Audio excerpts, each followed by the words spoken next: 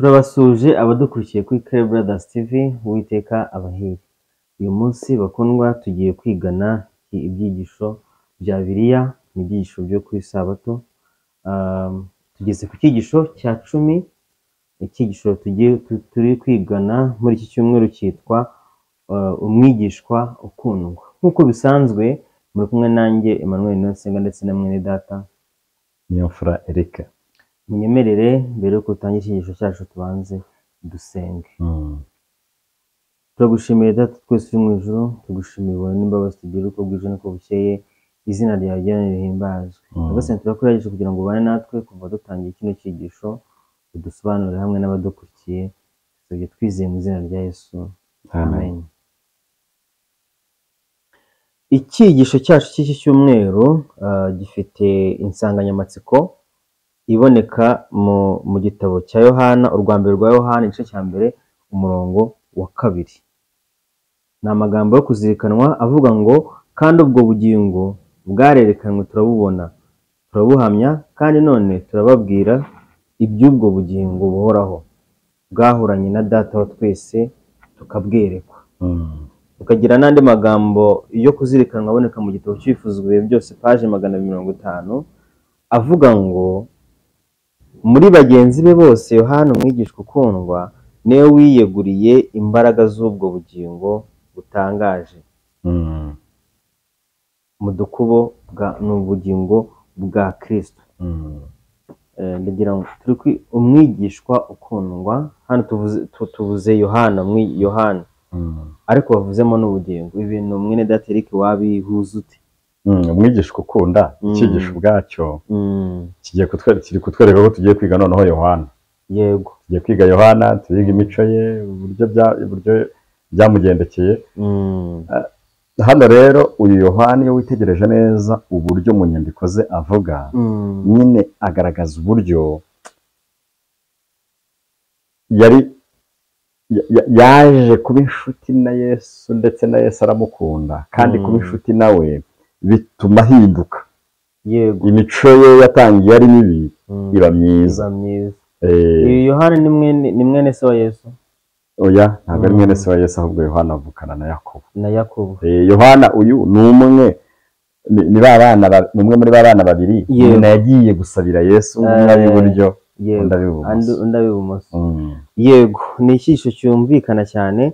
Mureke tunyarukire ku ngingo yo kuwa mbere. Ingingo ya mbere ivuga ngo imico ya Yohana. Ni izihe nenge zikomeye Yohana yari afite mu mico? Inenge yari afite turazisanga muri Mariko igice cya 3:17. Hari amagambo avuga ngo, na Yakobo mwene Zebedayo, Yohana mwene se wa Yakobo, nabo abita Boanerige. Bisobanurwa ngo abana b'inkuba. Yari umunyamahane. Ikibazo cya kabiri. Ikibazo cya kabiri kirabaza ngo, ni ikihe kintu cyabaye cyahishuwe neza mu buryo ni ikihe kintu cyabaye cyahishuye neza mu buryo bugaragara kamere yo kwihorera ya Yohana na mwene se Yakobo? Icyo cyahishuwe turagisanga muri Luka igice cya 9:51-56. Hari amagambo avuga ngo, nuko iminsi yo kuzamurwa mu ijuru yenda gusohora, agambirira kujya i Yerusalemu abikomeje cyane, atuma integuza mbere ye, ziragenda zijya mu kirorero cy'Abasamariya kumuteguriza. Ariko ntibamwakira kuko yari yerekeye i Yerusalemu. Abigishwa be Yakobo na Yohana babibonye baramubaza bati, databuja, urashaka ko dutegeka umuriro ngo uve mu ijuru ubarimbure nk'uko Eliya yabikoze? Ariko arahindukira arabacyaha ati, ntimuzi umwuka ubarimo uwo ari wo, kuko umwana w'umuntu ataje kurimbura abantu, ahubwo yaje kubakiza. Nuko bajya mu kindi kirorero.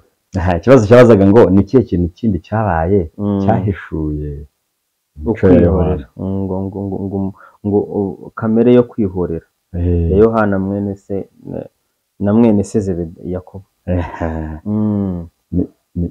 Kuri akuntu Yesu yagiye gusura ikirorero abanza agatumayo abantu yatumye integuza integuza zigaruka zivuga ko banze kumwakira. Yego. Igitekerezo bahaye Yesu nicyo gihita kikwereka imiterere yabo. Ni ukurimbura ngo nta mbabazi bo bashaka kugira ngo bahite babahana cyangwa babarimbura kubera ko banze kwakira umwami wabo. Igisubizo Yesu yabahaye kigaragaza uburyo Imana burya ukuntu iteye uburyo butandukanye n'ukuntu twebwe duteye. Yego. Kuko twebwe utugiriye nabi tugomba kumwishyura. Tumwitura inabi tugomba kumwishyura. Noneho iyo tunamurusha n'ubushobozi turamubabaza rwose akabibona ko ariko Yesu arababwiye ati oya nkuko bavugisha ntabwo muzi uwo ari we. Jewe ntabwo cyanzanye ari ukurimbura abantu ahubwo no kugira gute ni ukubakiza.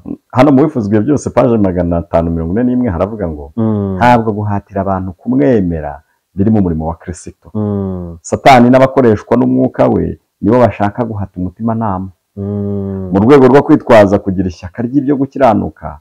Abantu bifatanyije n'abadayimoni bajya bateza abandi bantu imibabaro kugira ngo babahindure bemere ibitekerezo byabo by'idini. Urumva ikosa hano abantu bajya bakora ryo guhatira abantu kwizera no kwemera ku ngufu. Buriya niyo mpamvu uburyo amadini yinjiye mu Rwanda nabyo biteye impungenge. Ni ikibazo biteye impungenge buriya. Iyo ugiye mu mateka y'u Rwanda n'amadini usanga buriya duhere ku itorero gatolika siryo ryategeze hano mu Rwanda mbere. Yego. Kugira ngo itorero gatolika ryemerwe mu Rwanda bahanganye n'umwami atabashaka kurinda banamuvanyeho bafatanya n'abakoroni baranamuca rwose baragenda atira ishyanga. Reka tubyite ishyanga yenda icyo gihe hakiri mu bwami bwe ariko uyu munsi yapfiriye muri Kongo. Ugira ngo yakuweho n'abandi ni amadini. Noneho udufate abadivantiste. Uzi ko abadivantiste kugira ngo bemerwe naho bakigera mu Rwanda byabaye ngombwa ko bazajya bafata abantu ngo bakabakubitira kujya mu rusengero bakajya gufara za Gitwe bakagenda bakajya mu nzira ku isabato bagafata abantu bagafata inkoni bakabayishobora mu rusengero bakajya gusenga ku mbaraga. Ubwo ntanze urugero rw'ibyo nzi bibiri sibyo. Yego. Bigaragara mu mateka ariko n'ayandi urebye usanga uburyo aya madini twemera aya matorero twemera amenshi uburyo yagiye cyane cyane yaje mbere uburyo yagiye yemerwa habayemo agatuza. Niyo mpamvu n'abanyarwanda uzarebe niyo mpamvu twabaye abayoboke b'amadini ariko ntiduhinduka nuko twagiye mu bintu bitari ibyacu n'ababyeyi bacu babibayemo batabyumva bityo ntibanagombaga no guhinduka. Kristo rero ntabwo akorana n'abantu nk'abo cyane. Ntabwo Kristo akora atyo. Ashaka ngo umuntu amukunde niho tugiye gukomeza kandi amukorere bivuye ku mutima. Yego. Harakomeza hepfo ngo nyamara Kristo we ahora yerekana impuhwe ashaka kubiyegereza abahishurira urukundo rwe. Uri kumva buriya ikintu cya mbere dukwiye kujya tubwiriza cyangwa tunabwirizwa urukundo rwa Kristo. Rukaba ari rwo ruturoshya. Ntitujyanwe no kuba nitujyayo ngo tuzabona ngo amamodoka twabuze ngo nitujyayo tuzabona abagore twabuze ngo nitujyayo tuzabona abana twabuze ngo nitujyayo tuzabona akazi twabuze. Reka ntabwo Yesu yigeze aza mu isi gutanga akazi. Kuko isi turayifite tugomba kuyishakamo akazi tukabaho. Ntabwo icyo ari cyo cyamuzanye. Icyamuzanye ni ugukiza ubugingo bwacu. Harakomeza ngo ntiyemera kugira uwo abangikanywa nawe mu bugingo cyangwa ngo umuntu amukorere by'igice. Yego. Ahubwo yifuza gusa umurimo ukoranywe ubushake bw'umutima witanze urehejwe n'urukundo. Ngiyo mikorere ya Gikristo. Ngiyo mikorere ya Kristo ni nayo mikorere igomba kuba ubundi hagati y'abantu n'Imana. Niyo mikorere igomba kuba hagati yacu n'amatorero turimo. Guhatira umuntu kwemera ibyo atemera ni icyaha gikomeye cyane. Kandi umuntu uhatira abandi kwemera ibyo batemera cyangwa ibyo badashaka uwo ni umukozi wa Satani. Ni umukozi we akorana n'abadayimoni. bikwiye. Rero iyi mico yo guhatira abandi ibyo batemera yari ifitwe na Yohana na Yakobo, ni imico itari iya gikristo. Imana idufasha kugira ngo twigane Kristo dukore nkabo cyane. Amen. Ubwo iyi mico ya Yohana tumaze kubona ko yari mwene nkuru, yari umuntu wihorera, yari umuntu w'umunyamahane. Yego. Reka tujye ku ngingo ya kabiri ivuga ngo inyota y'isumbwe. Iyi ngingo ifite ikibazo gitangira kibaza ngo ni iki dukeneye kwigira ku byo Yohana yasabye, bikaba byari bigiye guteza amacakubiri akomeye hagati y'intumwa. Dusome Mariko igice cya 10:35 kugeza 37. Hari amagambo avuga ngo nuko Yakobo na Yohana mwene Zebedayo baramwegera baramubwira bati, mwigisha, turashaka ko uduha icyo tugusaba cyose. Arababaza ati, murashaka iki? Ngo murashaka ko mbaha iki? Baramusubiza bati, uduhe kuzicara mu bwiza bwawe, umwe iburyo bwawe undi ibumoso. Noneho Mariko igice cya 9:35 ho hakaba hari amagambo avuga ngo aricara ahamagara abo 12 arababwira ati, umuntu ushaka kuba uw'imbere nabe inyuma ya bose, ndetse abe n'umugaragu wa bose. Igisubizo yabahaye kirahabanye. Mbega ikibazo cyabazaga ngo ni iki dukeneye kwigira ku byo Yohana yasabye, bikaba byari bigiye guteza amacakubiri akomeye hagati y'intumwa. Ikintu tugomba gukuramo hano nuko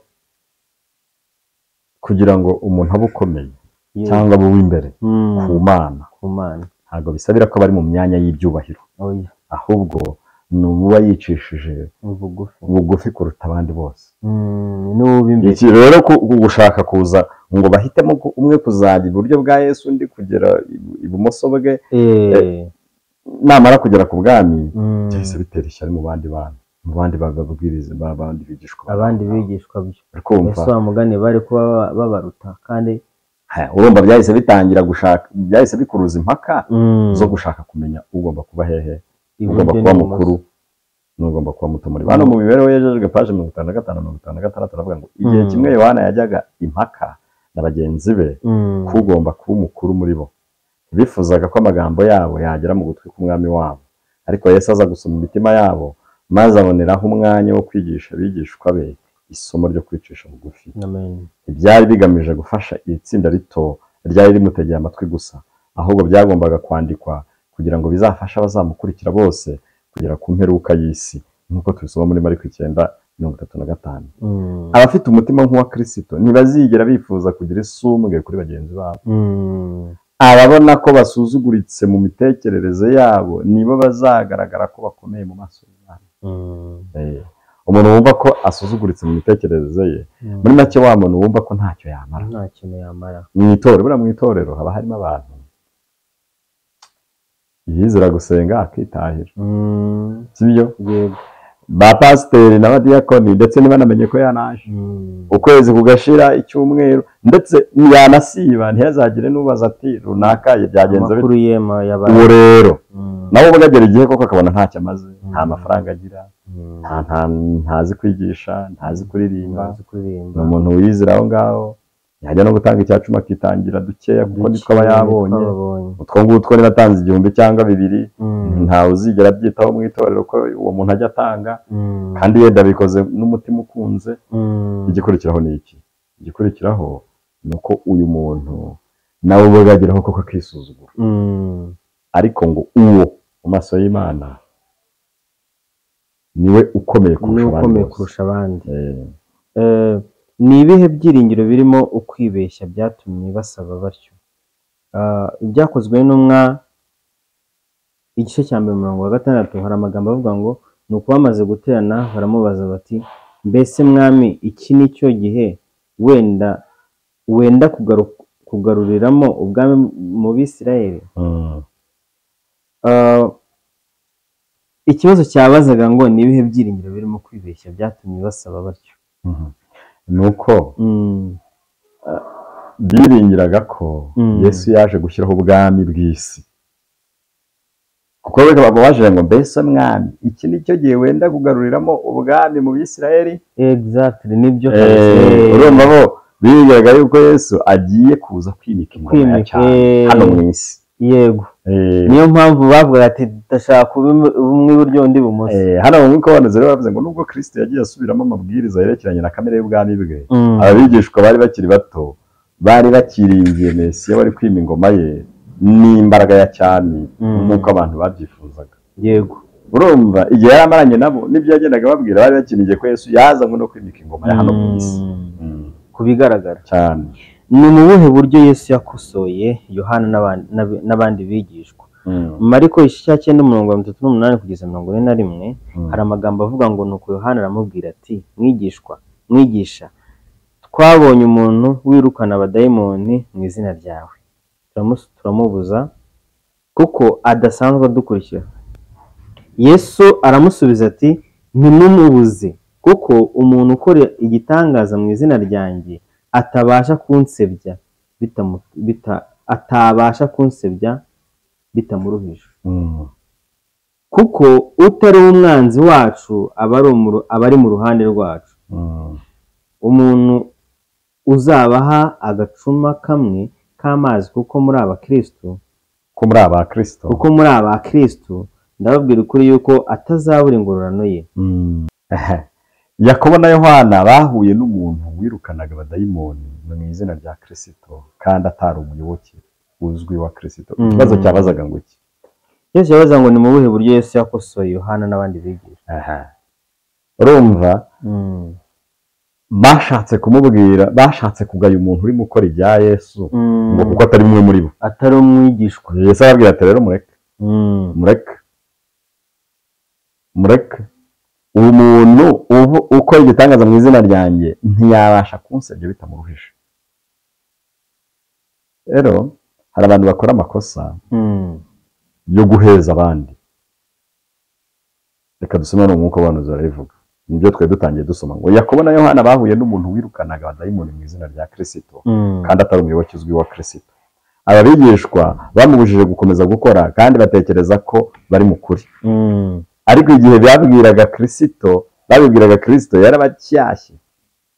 Numva hari ukuntu abantu kuko baba bo bibigira yuko wowe nabo hari ibyo mudasangiye, bibigira ko bafite n'uburenganzira bwo kukubuza gukora wowe ibyo uri gukora.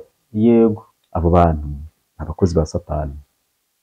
Hano hepfo harakomeza ngo nta bantu na bamwe biyerekanye mu buryo ubwo ari bwo bwose ko ari inshuti za Kristo bagombaga gusubizwa inyuma. Abigishwa ntibari bakwiriye kugira umwuka wo kubanyamwigendaho no guheza abandi, ahubwo bagombaga kugaragaza impuhwe zidafite umupaka bari barabonanye shebuja. Harakomeza ngo Yakobo na Yohana bari baratekereje ko mu guhagarika uyu muntu baharaniraga icyubahiro cy'umwami wabo, ariko batangiye kubona ko bari bifitiye ishyari ryabo ubwabo, kandi barya abantu babikora buryo biterwa n'ishyari. Bamenye amakosa yabo kandi bemera no gucyahwa. Imana ijye idufasha tujye tureka kwitambika bagenzi bacu, kuko bagenzi bacu umuntu wese ufite ishyaka ryo gukorera umwami, icyiza si uguhangana nawe, ahubwo icyiza ni ukumufasha kugira ngo abikore neza.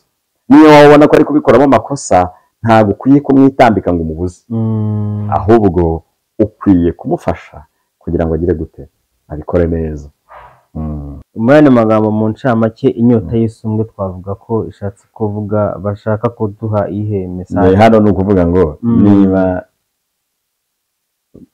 muri mu itorero, yego, ntimukwiye kuba inzitizi z'uko abandi barizamo. Kandi niba uri mu nshingano runaka ukora ibintu runaka, urugero uri umubwiriza, ntukwiye kwitambika abandi kuko bari kubikora.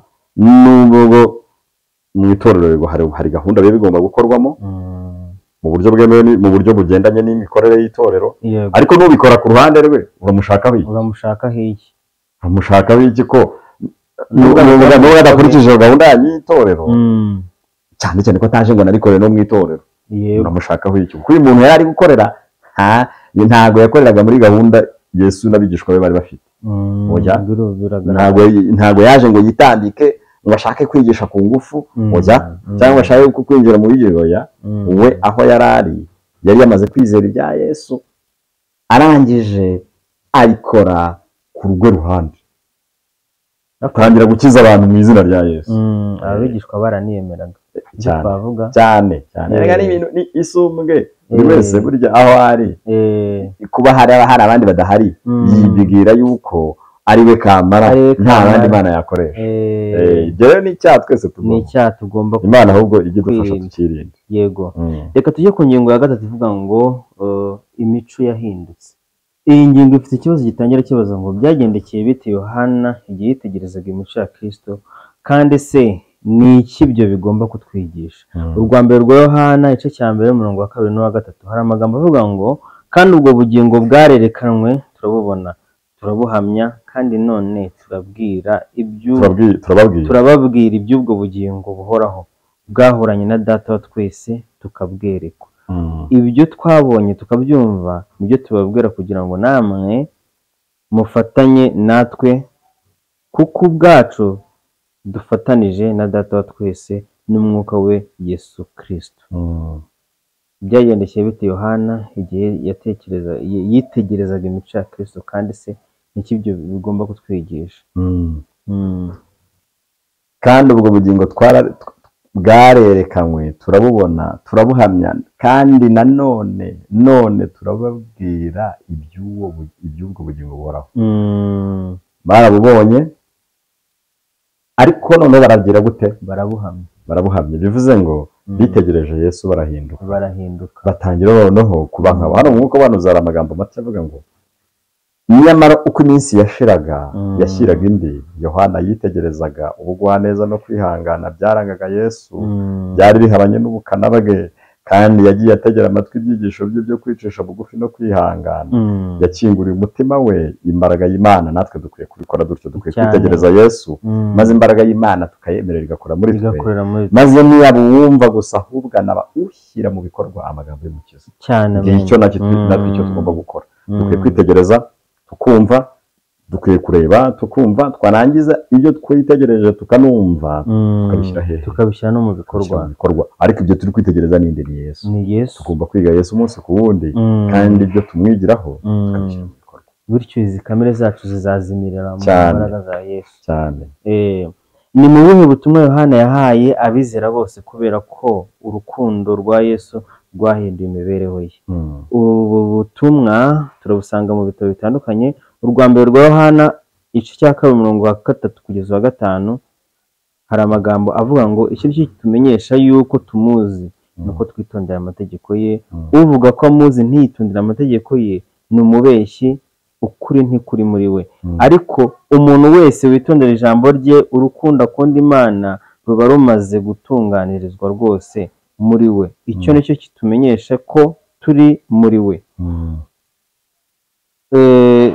Twongere dusome mu rwa mbere rwa Yohana 3 umurongo wa 18. Tukiri aha ngaha rero nawe urahita uhasoma. Yego. Hano ikintu Pawulo duhamagarira nuko tugomba kumvira amategeko, tugomba kumvira ijambo ry'Imana. Hasoma ikindi Yohana, urwa mbere rwa Yohana igice cya 3 umurongo wa 18 hari amagambo avuga ngo bana bato twe gukundana urumamo mu magambo cyangwa ku rurimi, ahubwo dukundane mu byo dukora no mu by'ukuri. Bivuze ngo hano mu kumvira ijambo ry'Imana, mu gukomeza amategeko, bitujyana mu gukundana nyabyo, ari iby'urumamo by'ukuri. Urwa mbere rwa Yohana igice cya 2 umurongo wa 7 ho hari amagambo avuga ngo bakundwa dukundane kuko urukundo ruva ku Mana. Umuntu wese ukunda yabyawe n'Imana kandi azi Imana. Amen. Urwa mbere rwa Yohana igice cya 16 ho hakaba hari amagambo avuga ngo natwe tumenye kandi twizeye, natwe twamenye kandi twizeye urukundo Imana dukunda. Imana ni urukundo, kandi uguma mu rukundo aguma mu Mana, Imana ikaguma muri we. Make tugomba gukundana. Amasomo yose ngo ubutumwa Yohana yahaye abizera bose, kubera ko urukundo rwa Yesu rwahinduye imibereho ye. Mbere na mbere bahereye ku gukunda Imana binyuze mu kumvira amategeko ye, mu kumvira ijambo rye. Ubundi asoreza avuga noneho gukunda mugenzi wawe cyane. reka noneho tugere ku ngingo yo ku wa kane ivuga twebwe se bimeze bite.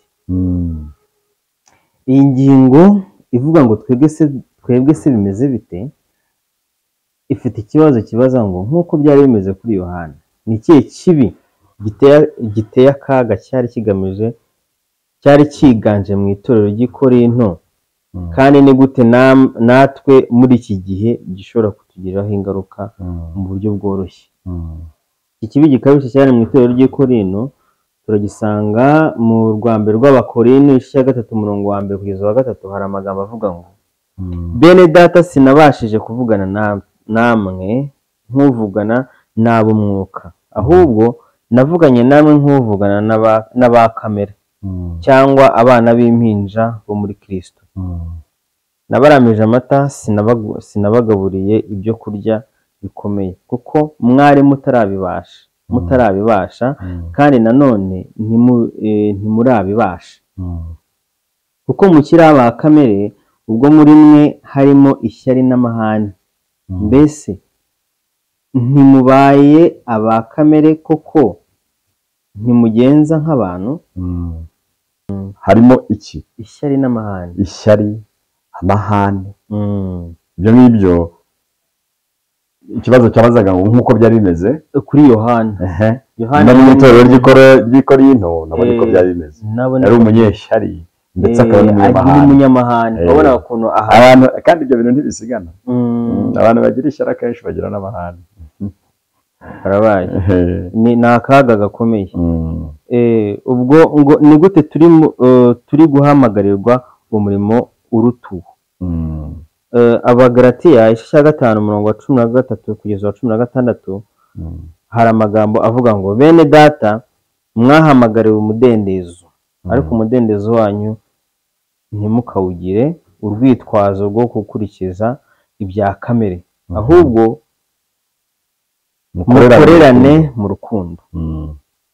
Kuko amategeko yose asohorera mu ijambo rimwe rigira riti ukunde mugenzi wawe nk'uko wikunda. Ariko rero nimushikurana mugaconcomerana mwirinde mutamarana. Ndavuga nti muyoborwe n'umwuka, kuko aribwo mutazakora ibyo kamere irarikira. Cyane.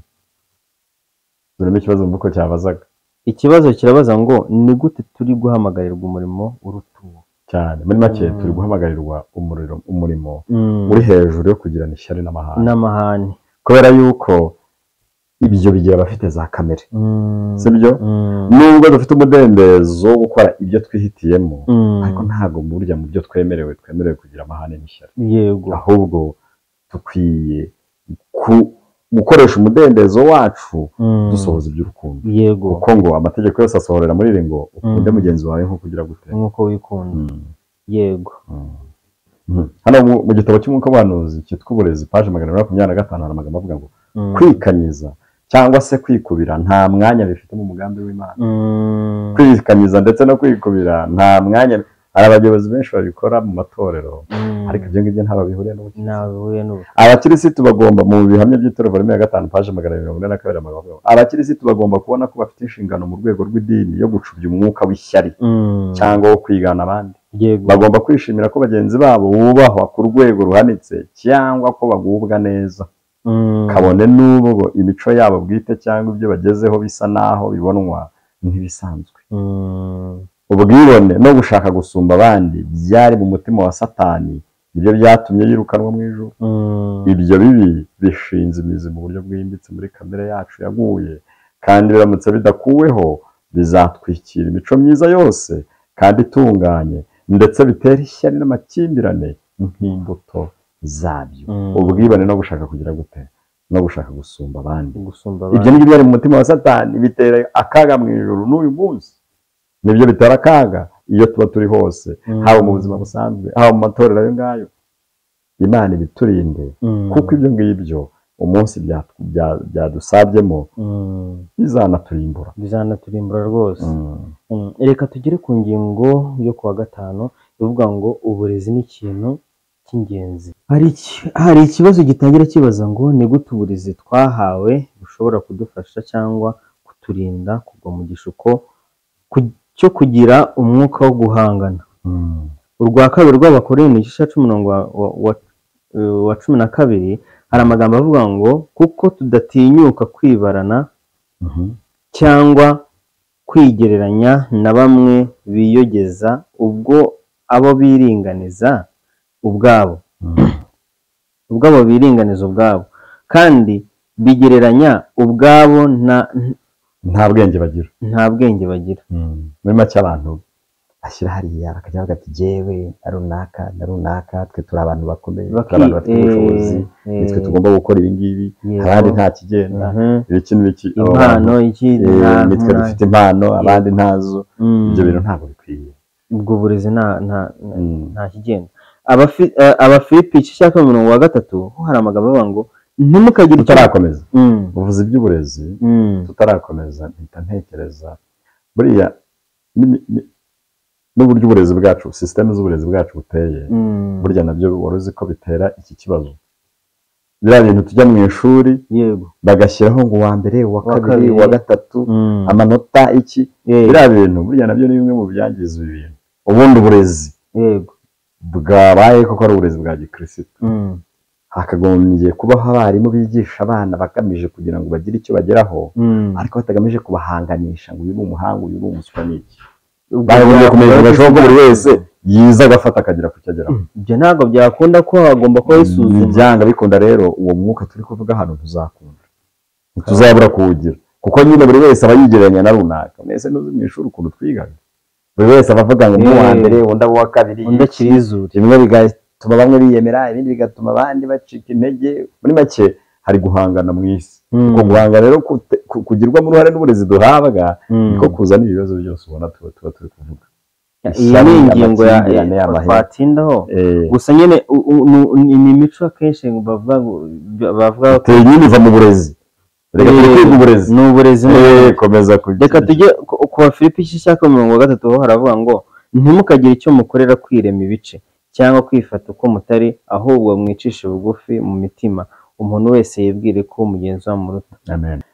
Abantu bakwiye kwigishwa ko nta kintu cyiza kiri mu kwirema ibice. Ahubwo abantu bakwiye kugerageza kwicisha bugufi.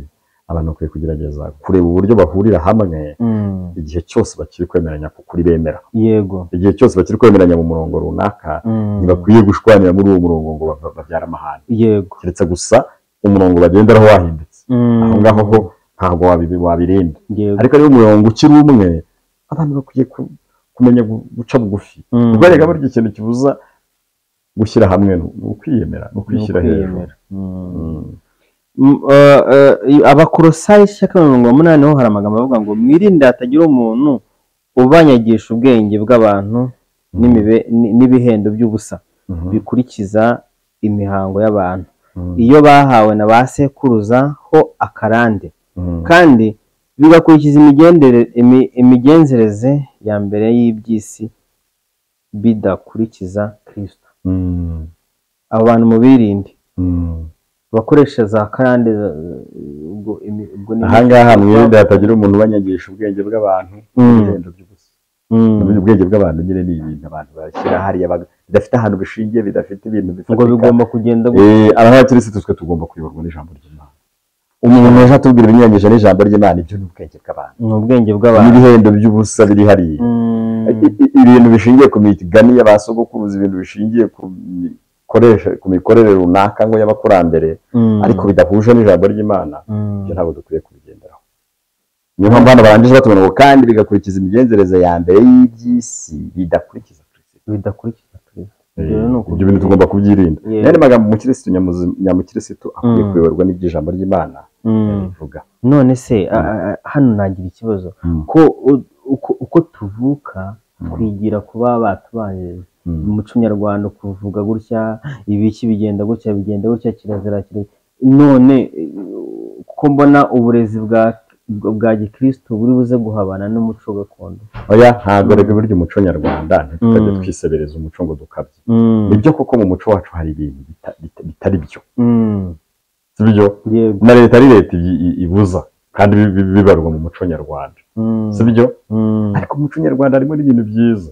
Icyo tuba tugomba gukora rero ni ugufata ibyiza tukabigumana, ibibi bitaduha ikuzo, bitaduteza imbere, tukabyigizayo. Nicyo hano bishatse kuvuga. Mu muco nyarwanda harimo ibihuje n'ibyo ijambo ry'Imana rivuga kandi byinshi. Ibyo rero tugomba kubigumana kandi tukabigumaho, sibyo? Ariko ibirimo binyuranyije n'ijambo ry'Imana tukabishyira ku ruhande.